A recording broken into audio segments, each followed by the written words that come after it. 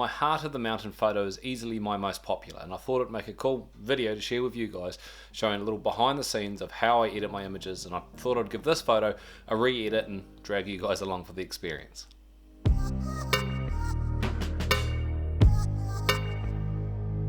So before I start, there are a couple of things you should be aware of. For all you pixel peepers out there, this photo is quite a few years old. It was taken on a 16 megapixel, it's about 800 New Zealand dollars at the time, Fuji XM1 with a 10 to 24 millimeter lens. I don't know the ISO off by heart. 3 seconds f22 at ISO 400. I consider myself pretty picky when it comes to changing lenses and keeping my gear clean, but it seems no matter what I do when out doing adventures, I get lens dust, sensor dust, specks of my images. So in this one it's particularly bad. So the first thing I do is I cranked up my dehaze, some clarity, and I just tweak my exposure to get as much flaws showing up in my image as possible. I then get the clone stamp tool and go through and remove all those specks. The reason I bring up the dehaze and clarity, etc., is to really emphasize where those flaws are so they are easier for me to find. Once I've removed all those imperfections, those specks, those dots, I reset all my exposure and dehaze and clarity, etc., to have a nice, smooth, clean image. Next up was white balance. This is a little bit interesting on this image because white balance is definitely a tool I come back and tweak and refine with later on. But the way I get a nice white balance is I max out my saturation and my vibrancy, and then I tweak my temperature and tint until I'm happy with the images being as close as possible. So as in, it's not too blue, it's not too green, it's not too yellow, it's not too blue, yellow, magenta, green. It's not too much of any four of those colors. Also, using the automatic picker tool to click on something as white is very helpful, but just giving that little bit of a tweak so it looks pretty natural, then resetting saturation and vibrancy back to zero is my go-to technique for getting a nice, clear, accurate white balance. Next up, just a quick little crop. I didn't use any special tools or leveling techniques. I just had the grid across the cropping tool and just lined up that slightly curved horizon to have what I felt was level to my eyes.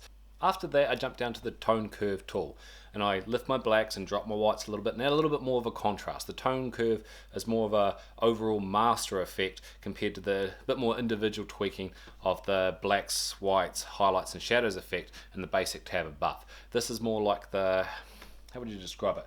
Like the limit that those tools can't push past. Plus I'm adding a bit of a contrast to it. Once I'm happy with that contrast, I then grabbed the gradient tool and brightened up all of my foregrounds, so everything below the horizon down. Now, as I didn't want just a clear, harsh line, and because it is quite a narrow difference, I then grabbed the brush tool and applied that gradient just to along the bushes in my horizon, just so it looked a bit more natural rather than a straight line. When I captured this image, the sun was rising to the left-hand side of the photo, which has given a little bit of an uneven balance to the sky, which is, it's not a bad thing, but I wanted to balance that out a little bit. So using the gradient tool again, I've darkened up the sky just to a little bit with a slight angle tint leaning towards the left-hand side to bring that balance to the sky. Next up, and maybe the most important part, is color tweaking. So jumping down to your HSL and your color and your saturation, your luminance sliders, I go through and I tweak the colors a little bit. This in this case didn't have to be too heavy. I do love my Fuji colors. So I removed most of my greens as I found they just complicated that photo a little bit more. And then tweaking the blues and the oranges and the reds just to give a look. Now this isn't like a preset, a template that you can just copy and paste to every single image, because every single image will be slightly different. You will need to adjust your colors and look and feel and saturation and brightness to get what is right for each unique image. I can't stress enough how much this just needs to be subtle sometimes or a bit heavier, but this is how you get a look and a feel and how would you describe it? Like a stylized look to your photos. This tab, I feel, is maybe one of the most important ones in Lightroom. Next, using the brush tool, I grab a little bit of exposure and maybe a little bit of shadows increase, or a little bit different depending on each image, but in this case exposure, and I brightened up with a low flow, just like brushed into the foreground of my image, just to really help add that little bit of a pop and help emphasize that depth in that foreground, and to not just make the image focus on the mountain. I want the whole lot to be important so it feels 3D, so it leads your eye through it. There is no distracting details or objects in the foreground, so in this case having them quite sharp and clear is very important to the image. When it comes to sharpening and noise reduction, I don't have any hard and fast rules. I like to use the masking tool and tweak that just so it doesn't affect too much of the image, and you do have to be quite light with noise reduction as it will destroy texture, but you can balance that out using the texture slider and the clarity slider. So just going around and playing and massaging till you get an effect you're happy with is important. In this case, I zoom right into 400% and really focus on the mountain for my sharpening and noise reduction until it looks sharper and with less noise. And then just to be safe, I check around on some of the foreground images and turn the effect on and off just to make sure I haven't ruined any detail or added any artifacts or weird squiggly lines around my images by over sharpening the image. But in the end, as long as it's sharper and less noise, I'm winning. Finally, with all the main components edited, I come back to the basics tab and really focus on contrast. I don't want it too contrasty and I don't want it too flat. I'm trying to get as close to a neutral look as possible.